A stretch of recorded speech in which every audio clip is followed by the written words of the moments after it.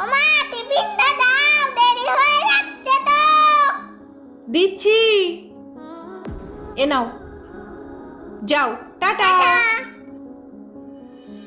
ওমা জলটা তো দেওয়া হয়নি, জলটা আমাকে দাও। দিচ্ছি বাবা। টাটা। টাটা, ভালোভাবে পরীক্ষা দেবে, হ্যাঁ সোনা?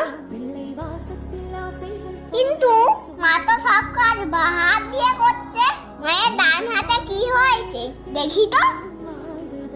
ওমা মা, কি হয়েছে, চলে এলি কেন? বল। মা তোমার হাতটা একই তো। এই তো। এটা না ওইটা। মা তোমার হাতটা কি করে কেটে গেল? ওই একটু কেটে গেছে বাবা, আনাজ কাটতে গিয়ে।